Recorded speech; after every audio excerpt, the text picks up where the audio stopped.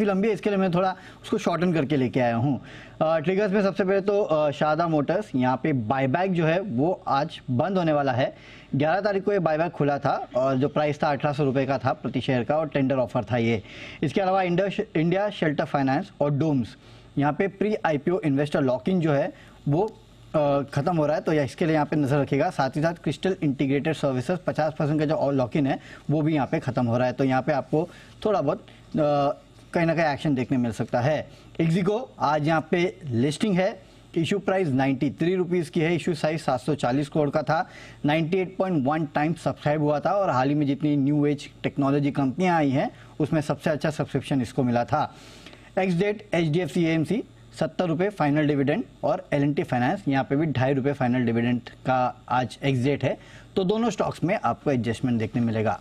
अब बात करते हैं खबरों की, तो खबरों में हिंदुस्तान एरोनॉटिक्स है, रक्षा मंत्रालय से इसको 156 लाइट कॉम्बैट हेलीकॉप्टर के खरीद जो है उसके प्रस्ताव को यहाँ पे रक्षा मंत्रालय ने जारी कर दिया है, तो जाहिर सी बात है HAL के लिए है ये, तो इसको सबसे बड़ा फायदा होगा, तो यहाँ पे आप नजर रखिएगा।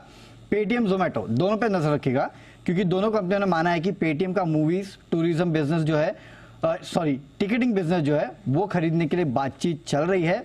बातचीत शुरुआती चरण में है और मामले पे कोई करार जो है या फिर समझौता जो है अभी तक नहीं हुआ है, क्योंकि लगातार ये मीडिया में खबरें चल रही थी कि यहाँ पे कुछ करार होने वाला है, तो इसके ऊपर इन्होंने पूरी तरह से सफाई दी है।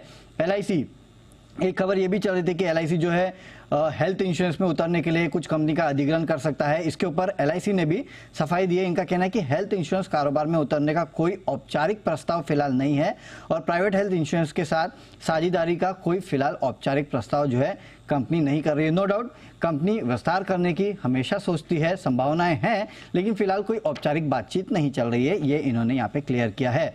भारतीय एयरटेल, यहाँ पे 2012-2015 के स्पेक्ट्रम नीलामी की राशि जो है उसका भुगतान कंपनी ने समय से पहले कर दिया है।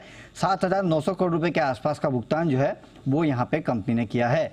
जुबिलेंट फार्मोवा 626 करोड़ के लोन भुगतान के लिए लेंडर्स को नोटिस इन्होंने दिया है। इस कंपनी की एक सब्सिडरी है, इन्होंने ये नोटिस जारी किया है, और यहाँ पे जो रकम है समय से पहले 24 जून तक ये रकम का भुगतान ये कर देंगे। इसके अलावा और एक खबर है इस कंपनी के लिए, और वो ये है कि अमेरिका में 6 पेट रेडियो फार्मेसी पर ये कंपनी 428 करोड़ रुपीस के आसपास का खर्च करेगी, अपनी सब्सिडरी है उसके जरिए ये यहाँ पे खर्चा करने वाली है।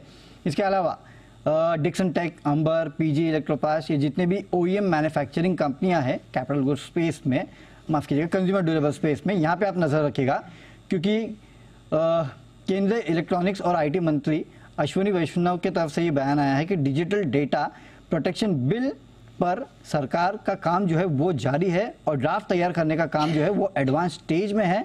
सरकार अब इंडस्ट्री कंसल्टेशन के लिए आगे बढ़ने वाली है। इसके अलावा सूत्रों के हवाले से और एक खबर है, वो ये है कि अगले 5 वर्ष में इलेक्ट्रॉनिक मैन्युफैक्चरिंग जो है उसको दोगुना करना चाहते हैं सरकार, और मौजूदा $130 बिलियन के आसपास का ये ओवरऑल इंडस्ट्री है, इसको आगे बढ़ा के $250 अरब के आसपास पहुंचाने की संभावनाएं हैं। ऑयल एंड गैस कंपनियां यानी कि ONGC हो गई, रिलायंस, इसके अलावा oil India, MRPL, Chennai petrol, यहाँ सब पे आप नज़र रखिएगा, क्योंकि घरेलू कच्चे तेल पर जो एक्सपोर्ट पर विंडफॉल गेन टैक्स था उसमें राहत दी गई है। इसको घटाया गया है 5,200 रुपये प्रति टन से घटा के 3,250 रुपये प्रति टन कर दिया है। पेट्रोल डीजल ATF पर ड्यूटी जो है वो अभी भी शून्य रहेगी, और ये जो नई दरें हैं 16 जून से लागू हो गई है। इसके अलावा TCS पर नजर रखेगा, क्योंकि अमेरिका के टेक्सास में यहाँ पे अदालत का कंपनी को आदेश आया है कि कंपनी के खिलाफ CSC और DCX के मुकदमा जो दाखिल किया था उसमें ट्रेड सीक्रेट्स के दुरुपयोग का आरोप जो है वो लगाकर मुकदमा हुआ है, और कोर्ट ने आदेश दिया है इस कंपनी को कुछ भुगतान करना पड़ेगा। कुल अगर आप देखेंगे तो करीब 1470 करोड़ रुपए के आसपास का भुगतान का जो है वो कंपनी को यहाँ पे आदेश दिया गया है। कंपनी इसके खिलाफ अपील जरूर करने वाली है। ओके, चलिए, तो बहुत सारी खबरें यहाँ पर निकल कर आई और बहुत सारे स्टॉक्स और सेक्टर्स हैं जो खास रडार पर रहेंगे और आपको कमाई का भरपूर मौका मिलेगा। धन्यवाद वरुण पूरी डिटेल के लिए।